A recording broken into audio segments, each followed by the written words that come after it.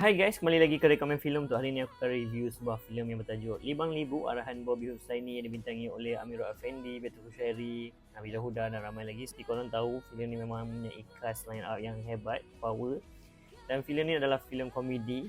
Sesiapa yang rindukan komedi yang ala-ala Muhammad Khalid, korang boleh tonton filem ni dekat Pawagam sebab aku rasa komedi dia memang sangat punch, sesuai untuk masyarakat Malaysia. So untuk tahun ni Libang Libu hadir untuk menjadi sebuah filem yang rare komedi di Malaysia. Apa yang menjadi untuk aku filem ni adalah kekuatan filem ni yang mempunyai premis yang simple tapi relatable dengan semua orang. Kisah satu production crew yang nak buat shooting, at the end ada masalah timbul disebabkan satu karakter yang akan terlibat dengan segala konflik yang dimunculkan kat dalam filem ni. Daripada situlah humor natural mula muncul sebab pertemuan antara cara hidup bandar dan juga kampung. Untuk aku filem ni maybe dibuat untuk feel good movie. Siapa-siapa yang stress, siapa-siapa yang rasa selalu tengok cerita berat, nak cerita ringan yang boleh buat kita happy, so Libang Libu adalah ubat dia. Sebab dia ringan, santai, yang perlu ditonton tanpa fikir pun. Kau beli je tiket, kau masuk, kau duduk, kau gelak-gelak, kau balik.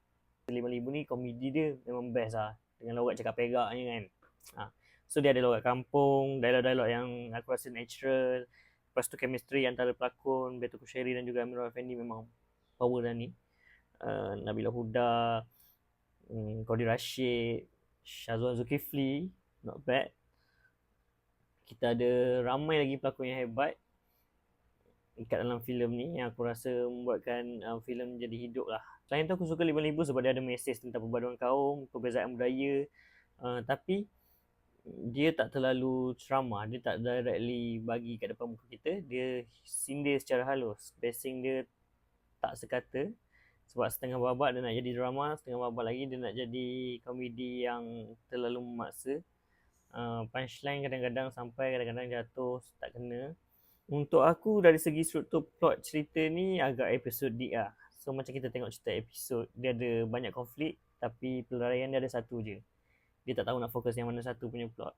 Macam mana nak rasa filem Muhammad Khalid, tapi untuk dijadikan filem yang feel good movie, it's good to watch lah. Kan kau dapat gelak, kau dapat satu cerita yang penuh konflik, tapi at the end kau akan dapat satu pengajaran yang aku rasa semua orang boleh dapat. Libang Libu ni berjaya menghidupkan semula filem komedi Malaysia.